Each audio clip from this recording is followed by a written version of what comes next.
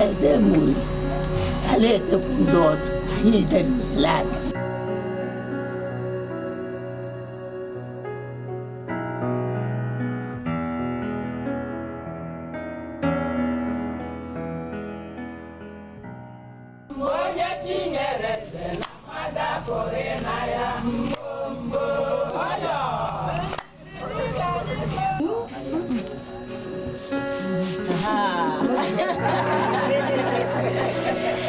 What did she put on me? She put on a silly.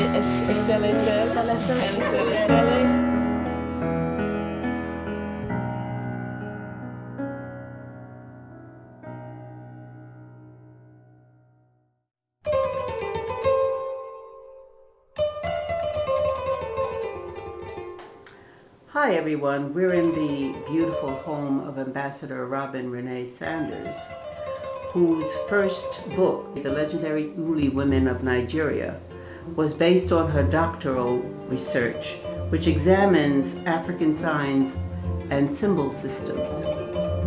The whole focus of the book really is to tell a little bit of a story of seeing things about Africa differently, which is kind of how I became interested in Africa in the first place. And how this book came to be, when I began my doctorate, I was thinking about, I wanted to do something uniquely different. Because when people think about information systems, they really think about mostly things on the technology side.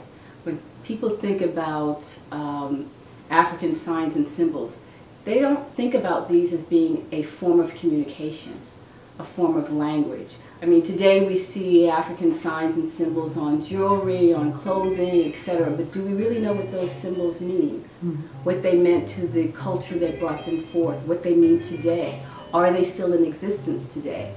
So when I was researching my doctorate or thinking about what I wanted to do my dissertation on, I really wanted to bring all of my experience together in one area, but I really wanted to address the gap which I thought existed in the communication field, where we're not looking at these ancient signs and symbols as information systems.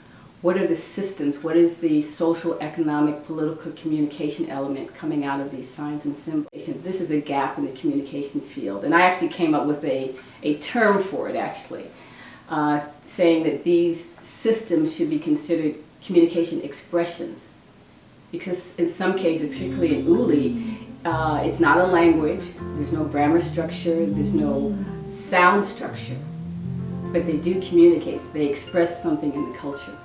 Some things are economic expressions, some things are social, some things are spiritual or religiously expressed through the signs and symbols. So it took me a while to come up with that toward the end, but I thought that if I'm going to make this argument, I need to find a way to identify it. And it was interesting when I was doing my research and sitting down to write it and I was looking at my literature review actually. And the single most endangered language in the world is, guess where? In Nigeria. And it's called the Harom language, and it's the Harom people. And I said, wow, this is amazing. I then made it a point to really try to find the Harom while I was in Nigeria, and I did. At that time, they were down from 150 people to about 90, but still spoke the language.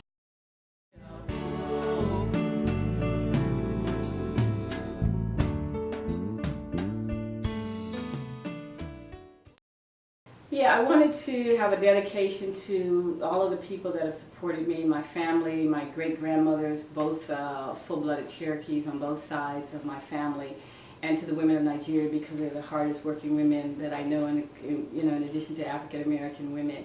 And the heritage within that term was inspired because all of us have that heritage of our family, particularly on the female side. And it's not an original thought. It actually was inspired by a painting by one of the matriarchs of the Nigerian cultural scene and art scene, who I think is one of the most creative women that I've ever met. And her name is Nike Okendaye. And the painting that she did, called The Heritage Within, about women in different phases, inspired me to write the poem about the Nigerian women and women in my family, and I wanted to name it and dedicate that page to Nike.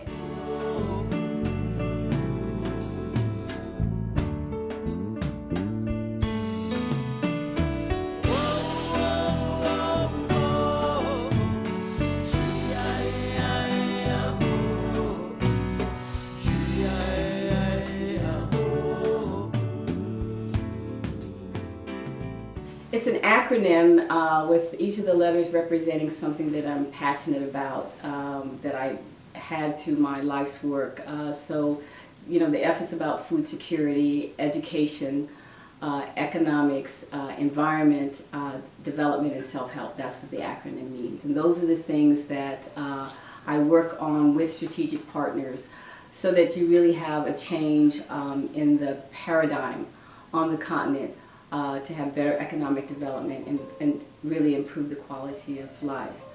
To your other point about becoming the first African American woman to be ambassador to either of those posts, I didn't set out for that. I actually set out to work on things that I was passionate about, and I think if you do that in your life, if you make passion your primary goal in what you do every day, then it never feels like work.